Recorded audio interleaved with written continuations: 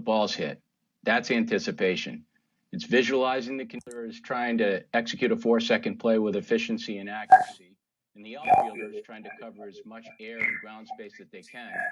The focus is the jump the defenders get, and the jump starts before the ball's hit. That's anticipation. It's visualizing the conditions you're about to create and then converting your thoughts into actions. It's mentally rehearsing through prior knowledge of where you think the ball will be hit and what kind of play you'll make. This is the ability to mentally engage on each play. The mind's ability to fire and move ahead of the body. This takes concentration and focus. It's the player's ability to step inside that defensive circle, and as the pitch is being delivered, internalize that the ball is going to be hit to me. Once we step inside that circle, our rhythm is created by the pitcher's delivery. As we create our rhythm, our eyes move to that hitting zone with our 4 infielders from each angle and then our 3 outfielders. We don't follow the ball. We look into the contact space and start meeting bat angle prior to contact. And that bat angle gives us the ability to focus on our flinch, our burst, and then the play itself.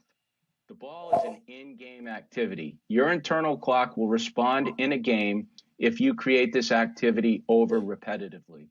And this is the main ingredient in being a very good defensive player, and the most important part of being exceptionally good in competition.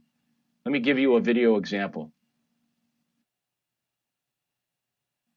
Here's a breakdown of Dansby Swanson getting a tremendous jump on a ball to finish what was an outstanding play.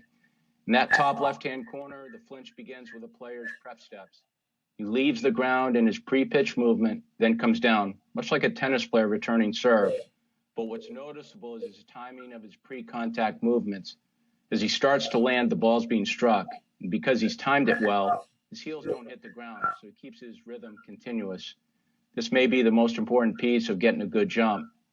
Now, what makes his flinch exceptional is that he is already moving to the ball as he comes down. If you watch that right knee, he starts to flinch to the right. He doesn't wait to land.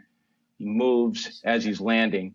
This move allows him to stay on the balls of his feet and begin an explosive move to the ball. Every defensive player should get some type of flinch on bat movement, whether the ball is struck or not. It may be more pronounced for an infielder, but this particular movement signifies mental engagement with a swing. It's really the basis of a good jump. In this case, a great jump. Now, the burst in the right corner is the player's ability to fire his legs on the ball. In this case, he started to fire his lower half and use the ground to push and accelerate towards the ball. His heels have never made their way to the ground, so he hasn't had to get restarted. It's a continuous rhythm from the flinch to the burst. This is a player's twitch that some people refer to. The play itself is just a physical commitment to the ball. The player's established through his movement he's going to make a glove play. And through his movement, he's determined the angle and speed of his body. His only focus now is just securing the ball. And the outcome is what happens when all of these components are done well or done at a high level. And this was a very good outcome. Each step benefits from the preceding move.